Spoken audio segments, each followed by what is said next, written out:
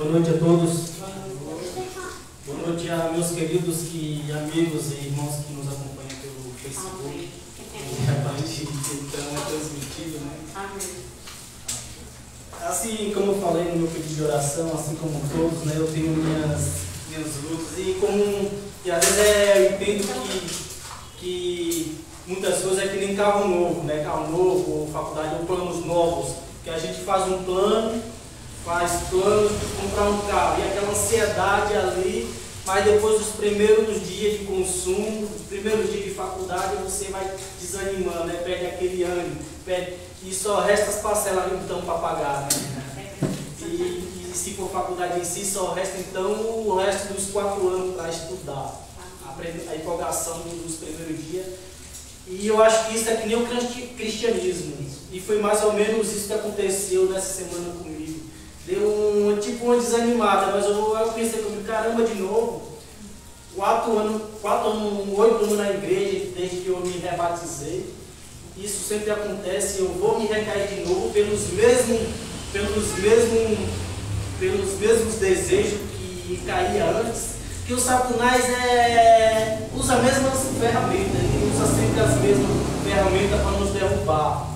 Se ele sabe do que você deseja, aí a gente cai, mas uma hora a gente temos que se ligar, temos que acordar e dizer, caramba, de novo. E eu estou estudando agora, depois você vai entender aqui na palavra, porque eu estou falando isso, eu estou estudando agora sobre pessoas que servem do diabo, pessoas que adoram o demônio. E pessoas que depois uma delas se tornou cristão adventista. Eu estou estudando o livro dele, estou me aprofundando, e por enquanto eu quero preparar uma pregação de Apocalipse junto com essas coisas assim. Até porque vai falar de demônio, vai falar de... A Bíblia é toda repleta de demônio, fala mais de demônio do que o próprio Jesus Cristo. E Jesus Cristo ouvi falar que já no Novo Testamento, Satanás tem lá no começo, lá na queda, lá no Novo Testamento, lá em Apocalipse, quando ele vai ser destruído. Então, a gente aprender do nosso inimigo faz parte da guerra, faz parte da luta, né? Aí eu estou estudando sobre isso, demônio, espiritismo, para aprender mais sobre a armadura deles. E a gente, quando clamamos, eu entendi que ele falando lá no trecho do livro, que quando ele clamou o nome de Jesus Cristo, segundo os anjos desceram, segundo os anjos de Deus desceu, e os anjos do demônio estavam ali aperreando ele, nem as portas, até as portas quase levaram de medo. Eles cagam de medo quando nós clamamos o nome de Jesus. Eles tremem de medo, e não fica nada, não fica ninguém, eles fogem tudo. Parecendo uns montes de ratinho quando a gente bate o pé. Então, quando a gente clamamos o nome de Jesus, quando a gente estamos com Jesus, eles tremem de medo. Senhor Jesus, me ajuda. Isso aí que acontece comigo. Senhor Deus, eu não quero que isso aconteça de novo. Quero permanecer com o seu poder, com o seu vigor, assim como no começo, quando eu me batizei, assim no começo, quando eu disse, não, agora eu vou ser cristão verdadeiro. E aí nós clamamos o nome de Jesus e parece que revigora de novo. Parece que a luz se acende de novo, o fogo se acende de novo, e continuamos na presença de Deus. Amém. Vamos fechar os olhos para nós abrir aqui a palavra de Deus abra aí a palavra de Deus em Lucas 13.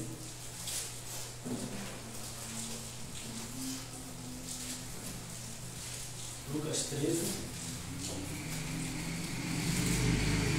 Aqui tem uma história interessante que nós vamos analisar aqui agora. Fechamos os nossos olhos para nós pedir o poder do Espírito Santo presente na nossa palavra. Senhor Deus, ó Pai, te clamamos, ó Pai, perdão pelos nossos pecados. Aqui, ó Pai, somos ninguém, não sou ninguém. Dependemos totalmente, 100% da Tua presença, do Teu poder aqui na Tua palavra, falando através de mim, ó Pai. Senhor Deus, que a Tua palavra vá. Que a Tua palavra chegue a corações, que a Tua palavra produza o efeito ao qual foi mandado. É isso que te pedimos, é isso que te agradecemos, em nome de Jesus. Amém. Aqui em Lucas 13, fala em uma história que aconteceu inusitada, né? E parei para analisar ela. Vamos acompanhar comigo aqui a leitura. Naquela mesma ocasião, Lucas 13, 1. Naquela mesma ocasião, Chegando alguns, falavam a Jesus a respeito dos galileus, cujo sangue Pilatos misturará com os sacrifícios que os mesmos realizavam. Ele, porém, lhe disse: pensais que esses galileus eram mais pecadores do que todos os outros galileus, porque terem padecido estas coisas? Não eram, eu vos o afirmo. Se, porém, não vos arrependerdes, todos igualmente perecerais. Ou cuidais que aqueles 18 sobre os quais desabou a torre de Siloé e os matou, era mais culpado dos que todos os outros habitantes de Jerusalém? Não eram, eu vos afirmo. Mas se não vos arrependeste, e todos igualmente perecerá. Então, Jesus estava ali em uma certa ocasião, em um certo lugar, e chegou então para Jesus algumas pessoas, contando uma história que provavelmente teria acabado de acontecer e Jesus não sabia. Era a morte de galileus, por a qual tivera sido morto pelo homem chamado Pilatos, o rei, o governador daquela época. Então, pelos os sentidos que eles achavam, pelas crenças que eles achavam, com fábula que eles acreditavam, desde lá do Antigo Testamento, escrito lá em Jó 4, quando os amigos de Jó criam que Jó tinha passado padecia aqueles fatos, porque tinham cometido pecados, aqueles também acreditavam, aqueles galileus que Pilatos matou e misturou o sangue, aconteceu isso porque eles eram pecadores. O que aconteceu com eles? Eles eram pecadores e Jesus disse: não é isso. E nós não temos muito conhecimento sobre o que aconteceu nessa morte, o porquê dessa morte, como foi que aconteceu essa morte. Só sabemos aqui que eles eram galileus e ali, falando aqui no versículo 1, eles estavam fazendo sacrifício no templo, e ali Pilatos chegou e matou, e ali o sangue deles se derramou e misturou com o sangue do sacrifício que eles estavam fazendo ali. Então ficou uma mistura ali de sangue, de sacrifício com cadáver dos animais, cadáver de seres humanos com cadáver de animais que estava sendo sacrificado ali. E eles acharam que ali seria o que foi que aconteceu com aqueles homens. Provavelmente eles eram crentes, cometeu algum erro, cometeu pecados, era pecador. Jesus depois afirma: ele não era mais pecador do que os outros, ele não era mais pecador que vocês, provavelmente eles tinham pecado. Dá para entender isso aqui também. Dá para entender também que aquelas pessoas que vieram falar a respeito dos seus irmãos, acusar seus irmãos, era também cristão. Por quê? Porque depois Jesus fala de uma parábola, nós vamos ler depois, de uma parábola da parábola da figueira, que representa cristão, representa líderes. Então ali Jesus está em um impasse. Depois Jesus fala: cuidado.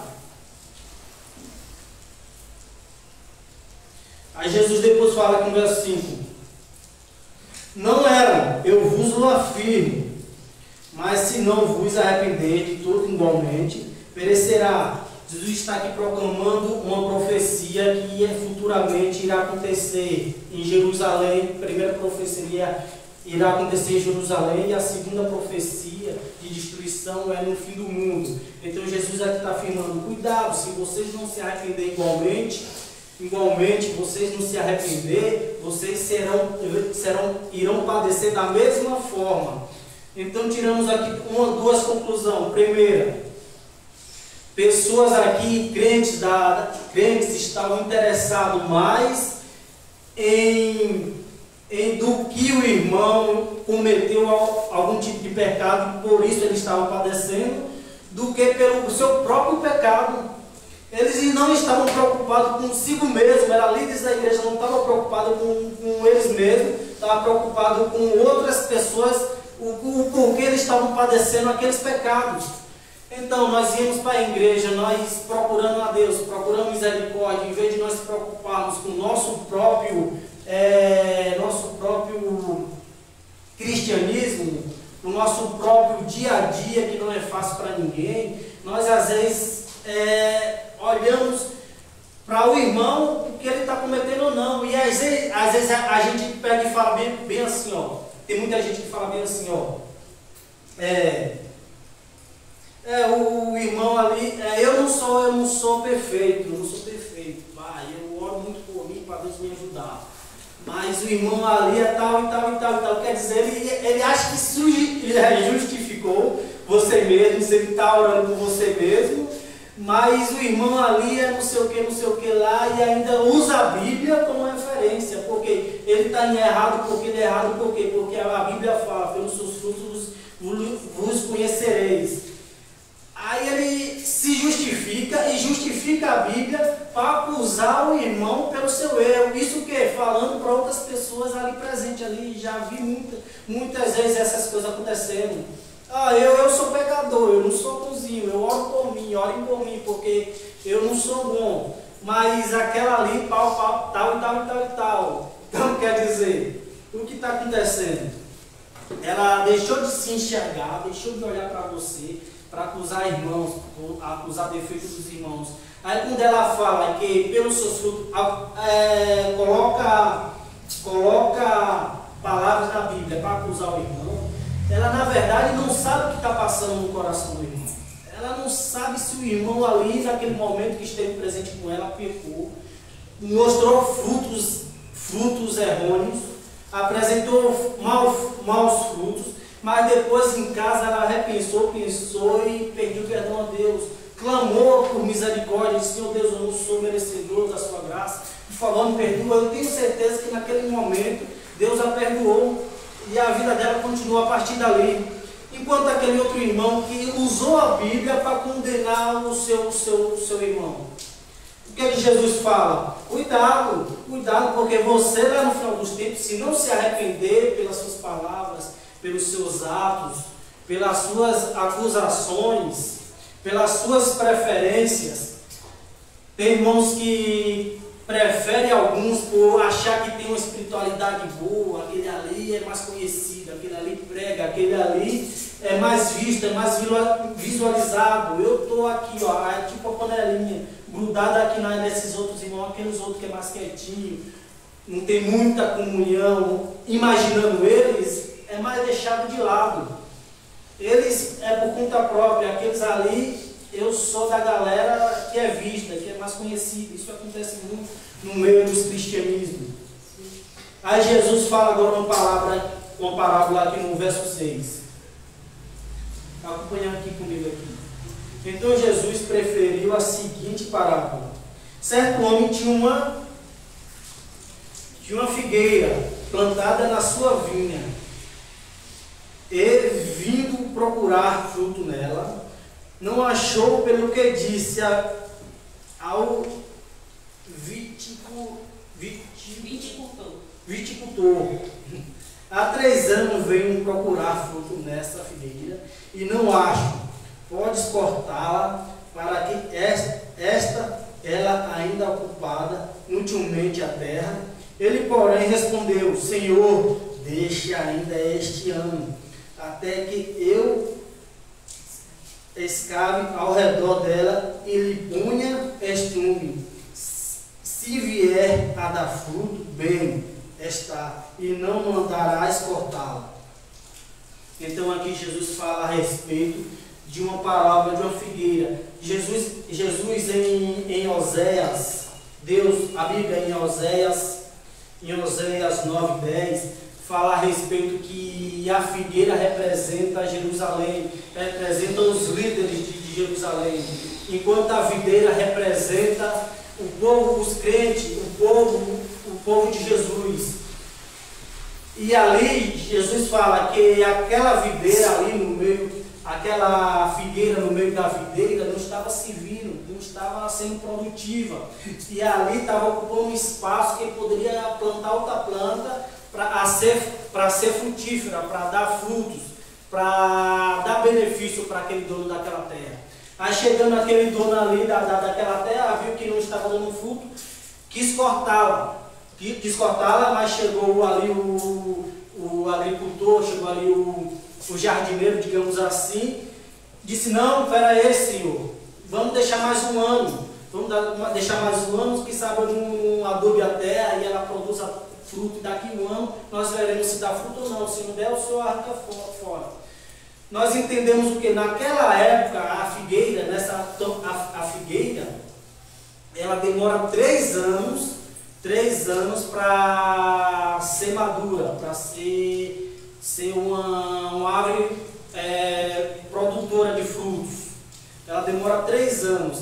Então, quando o jardineiro chegou e falou que dá mais um ano, aqui fala que ele tinha 3 anos, aquela árvore tinha 3 anos e não tinha dado fruto, mas é normal a árvore com 3 anos, uma figueira com 3 anos não dá fruto, ela precisaria de um pouco mais de tempo, e foi isso que o jardineiro quis falar.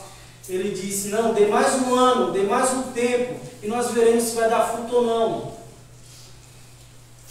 Aí eles falaram: e se não der, nós corta e joga fora. Então, esse um ano que o jardineiro pediu a dar mais tempo, é referente ao tempo de graça,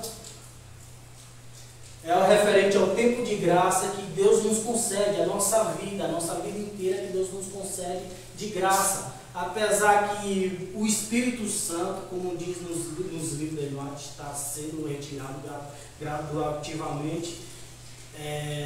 Aqueles que negligenciam o apelo do Espírito Santo, aqui fala que um ano foi concedido a mais para que esses árvores dessem fruto.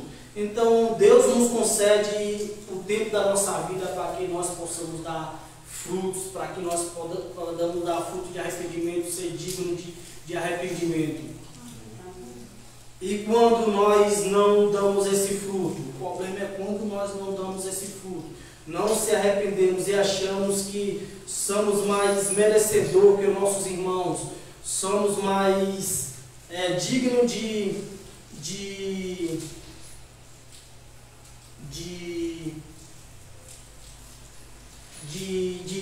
Deus nos perdoe mais do que nossos irmãos. Quando isso acontece é porque nós temos no nosso coração, o egoísmo está plantado no nosso coração.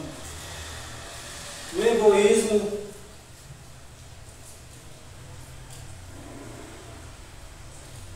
egoísmo nasceu no nosso coração.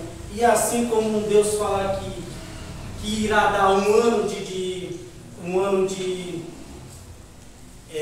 tempo para que nós possamos se arrepender, que nós possamos entregar nossas falhas na mão do Senhor e se arrependemos, Deus com certeza dá a cada um de nós. E no momento que nós se ajoelharmos, glorificar o nome do Senhor Deus, e assim como eu falei na minha experiência, quando eu comecei a meditação, que mais uma vez me senti fraco, mais uma vez ali o Satanás querendo me pegar pelos meus erros, que ele sabe que meu coração é cheio, não é cheio, tem aqueles pontos fracos, todos nós temos aqueles pontos fracos onde nós pendemos a cair.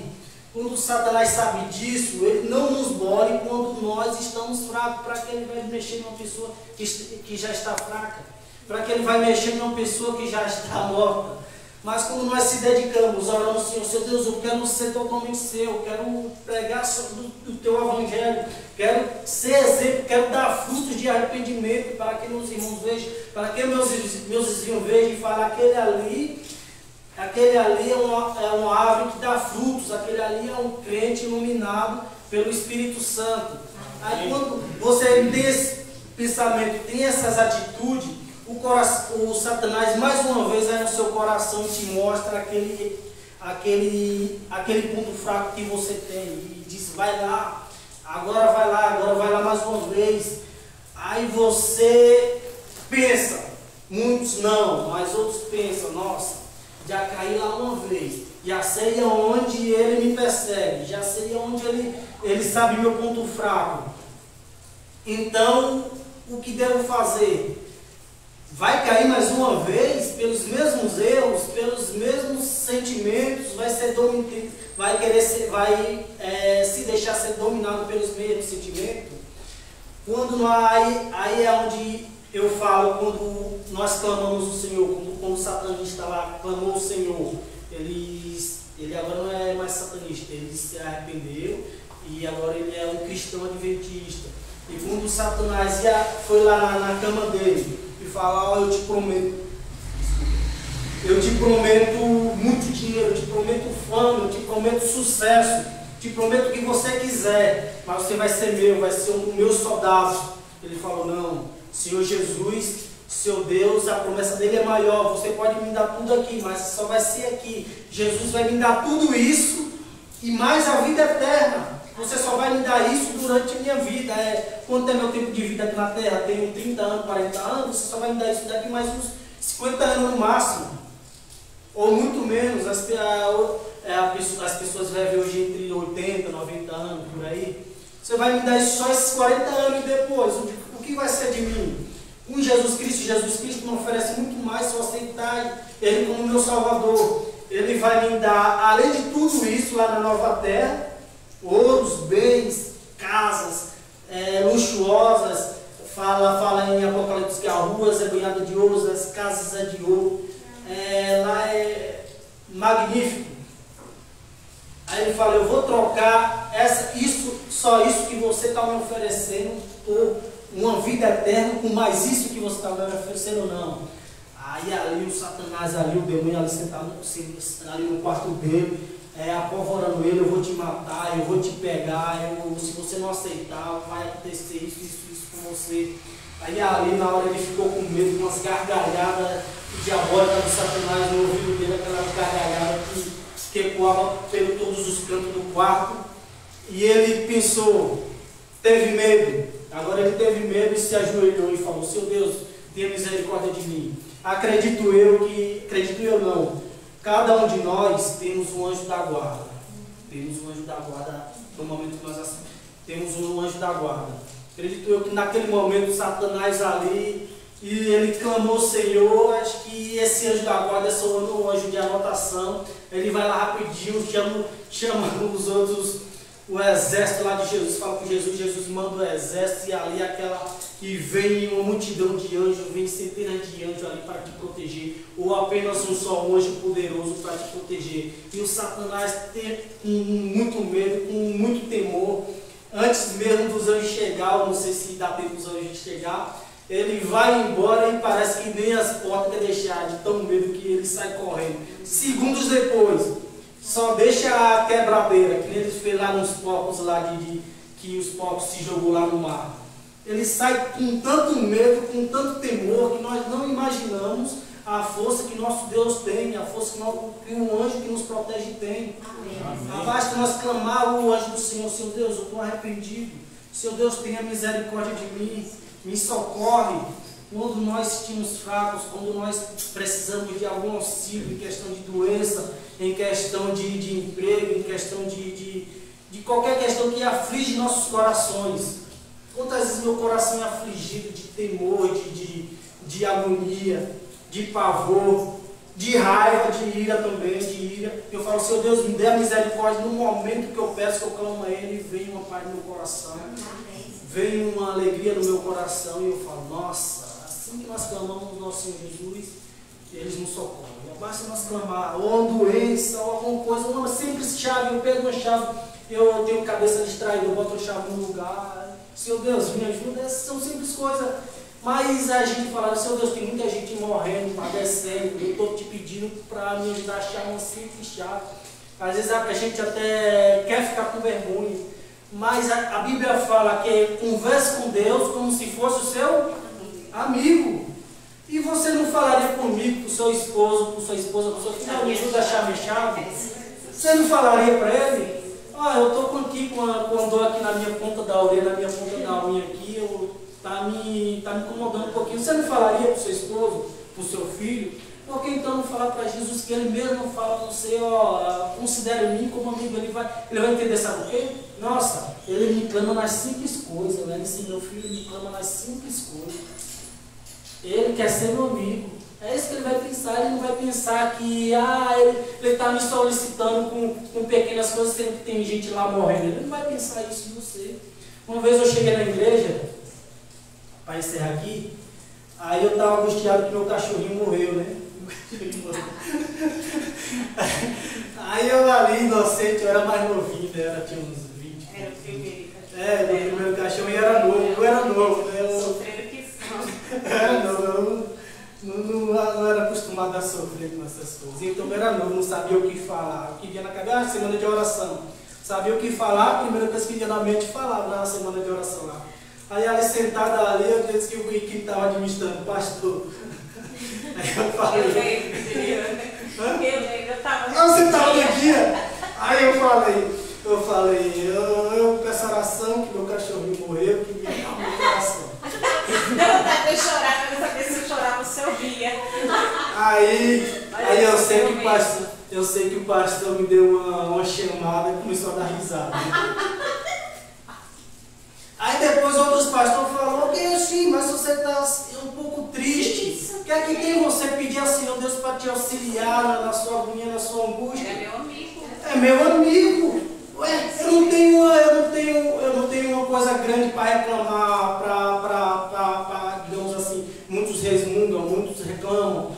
Ou coisas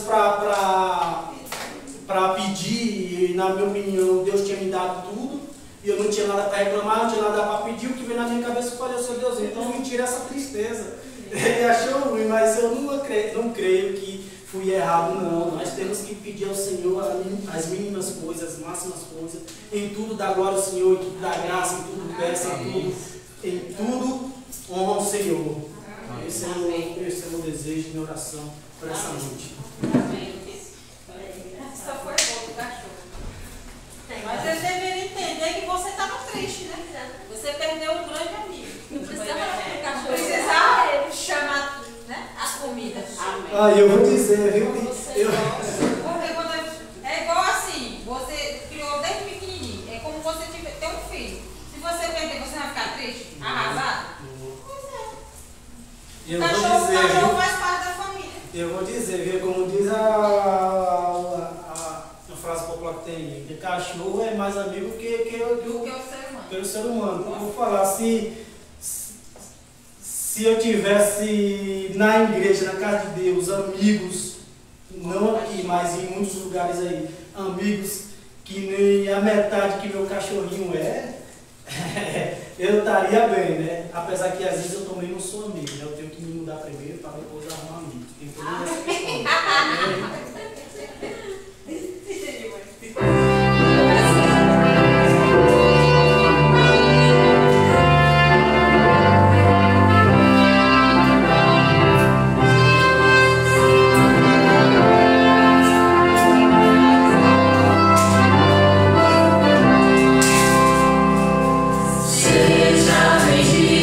Cordeiro, que na cruz por nós padeceu.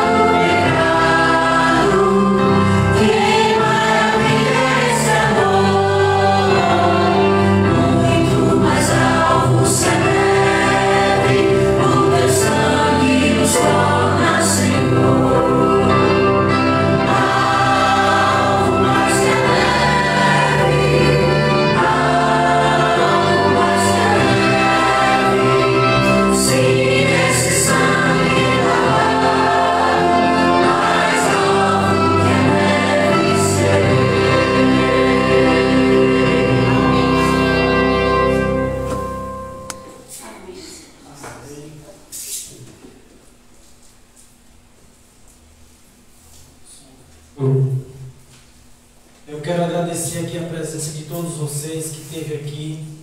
Amém. E quero agradecer a presença dos nossos amigos que está aí em casa, visualizando a mensagem de Deus, a palavra de Deus, através do Facebook. Que o anjo do Senhor proteja, que o anjo do Senhor acampe ao redor de cada um de vocês, da sua família. Que vocês, cada um de vocês o temam, que ele irá o livrar do perigo que percorre a terra. Inclinamos agora a nossa cabeça para orar, agradecer a nosso Deus. Amém.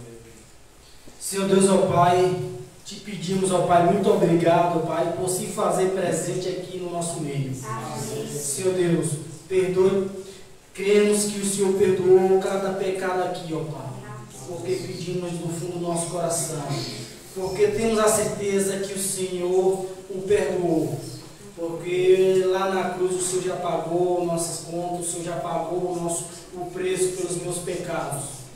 Basta eu crer, basta eu pedir, basta eu orar e clamar ao Senhor. Senhor Deus, ó Pai, eu te peço aqui que esteja com a liderança da igreja. Abençoe, ó Pai, que muitos deles são fiéis ao Senhor. Muitos deles, ó Pai, o Senhor está presente, vimos a presença do Senhor na vida de cada um deles. Senhor Deus, mas assim como há joio no meio do trigo, há também líderes que às vezes deixam um pouco a desejar. Nós se sentimos um pouco, às vezes, ofendidos por eles, mas nós não olhamos, eles não são o nosso exemplo. O nosso exemplo é o Senhor. Foi o Senhor que morreu na cruz por nós. Mas nós só pedimos ao Pai que ajude eles, para que nós possamos ver eles também no reino dos céus. Assim como nossos irmãos, assim como nossos parentes, assim como nossos amigos, assim como todos aqueles que necessitam da Tua graça, da Tua morte na cruz, no Calvário por nós, ó Pai. Agora te clamo, ó Pai, não levas a nossos lares, não levas a nossas casas. Ó Pai, vemos aí no mundo aí, ó Pai, que está tendo um terremoto nesse momento, está tendo um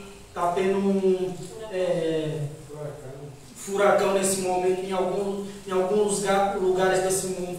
Protege, ó Pai, os teus filhos, protege teus queridos, ó Pai, aqui na terra. Porque sabemos que essas coisas irão acontecer antes da tua volta. E que nos preparamos, ó Pai, nesse momento. Buscamos ao Senhor enquanto podemos achar. Que chegará uma hora que não podemos mais encontrar o Senhor.